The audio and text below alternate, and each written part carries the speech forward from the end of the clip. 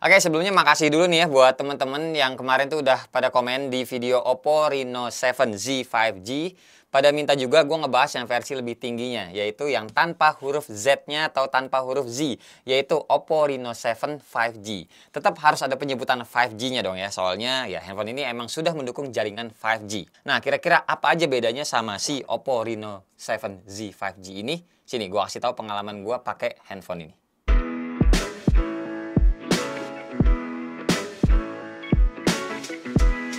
Hai semua, gua Wasa. Ngelihat dari boxnya masih mirip-mirip dengan Oppo Reno 7Z 5G. Balik lagi ya, bedanya tuh cuma nggak ada huruf Z-nya aja. Terus isi di dalamnya juga sama-sama aja dengan kelengkapan kayak biasa, ada casingnya, anti gores yang kepasang, dan lainnya. Yang beda cuma kepala chargernya aja nih, udah support SuperVOOC 65 watt. Unit yang gue pegang ini RAM-nya 8 GB yang kita bisa expand lagi 5 GB. Internal storage-nya 256 GB yang pada awalnya lain udah kemakan by system 24,5 GB.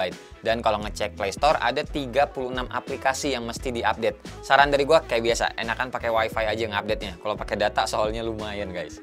Lanjut lagi soal handphone ini tuh punya desain yang melengkung bagian edge-nya. Cocok buat teman-teman yang mungkin nggak suka sama desain kotaknya si Oppo Reno 7Z 5G kemarin yang ini. Ya, melengkung kayak gini juga bikin handphonenya itu berasa makin slim. Even dipakein casing bawaannya juga masih kerasa tipis kok nih dengan ukuran baterainya 4500 mAh. Sebelah atas ada mic, sebelah kanan ada tombol power, dan di sebelah kiri ada slot SIM card dedicated yang bisa dual nano SIM plus 1 micro SD. Di bagian bawah ada jack audio, mic lagi, port Type-C, dan speaker yang sayangnya lagi-lagi nih ya masih aja single. Cuma kalau diperhatiin detail, lubang speakernya ini tuh beda daripada handphone yang lainnya. Biasanya itu kan bulat-bulat ya.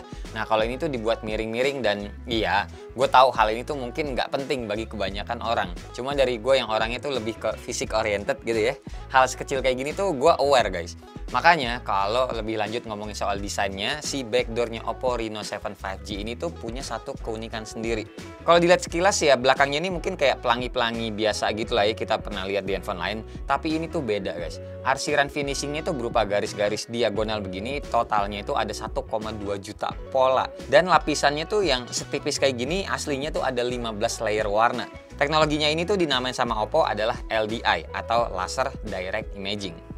Finishingnya juga kerasa halus begini kalau misalkan kita raba-raba ya. Agak susah juga sebenarnya gue mendeskripsikannya by visual kayak begini. Kalau teman-teman ada kesempatan ngeliat Oppo Reno 7 5G ini di toko-toko offline, coba aja pegang-pegang sendiri, terus dielus-elus sendiri, beda lah pokoknya.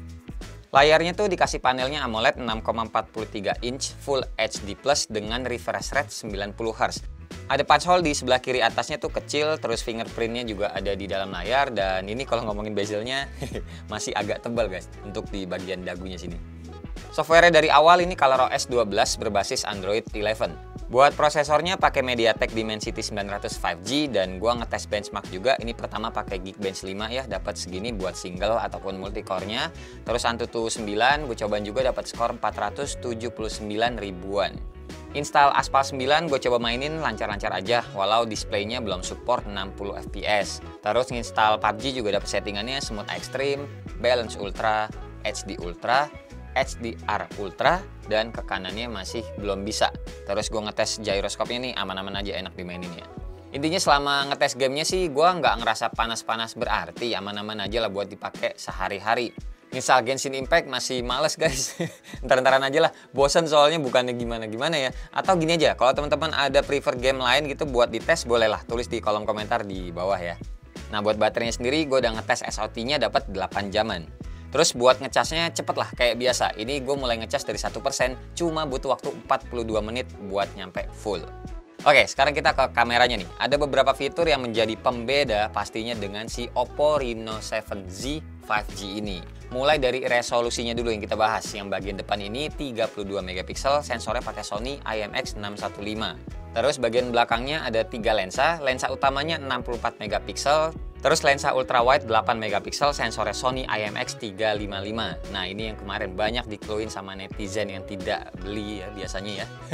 Kalau di Oppo Reno 7Z 5G itu nggak ada lensa ultrawide-nya. Oke, yang ini nggak ada nih. Nah ini di Reno 7 5G ada guys. Dan terakhir lensa makronya 2 megapiksel. Terus buat fiturnya kalau diomongin lebih lanjut untuk yang bokeh flare ya di sini juga ada. Tapi bedanya di menu yang bagian potret ini tuh udah 2.0. Jadi tingkatan blurnya bisa kita atur di Oppo Reno 7 5G ini. Nah terus buat yang mode bokeh flare potretnya bisa diaplikasiin juga di mode video. Kalau di Reno 7Z 5G ini nggak ada, cuma bisa di foto doang. Tapi kalau di Reno 7 5G bisa. Terus bokeh videonya juga bisa diatur tingkat blurnya. Terus juga ada fitur slow-mo sampai 960 fps. Terus untuk perekaman standarnya, video kamera belakang ini bisa sampai 4K 30 fps. Kalau mau 60 fps bisa di 1080p.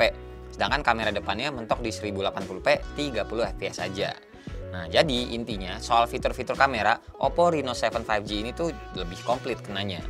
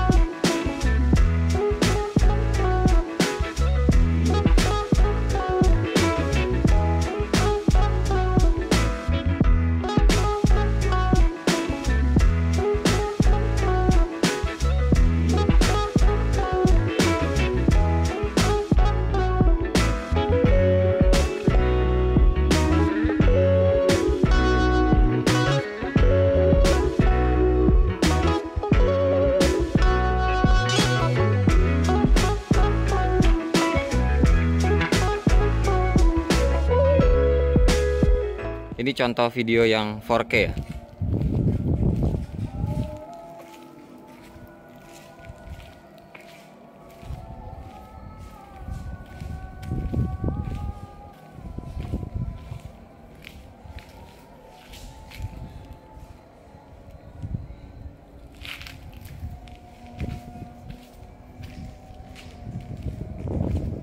Terus yang ini 1080p 60 fps.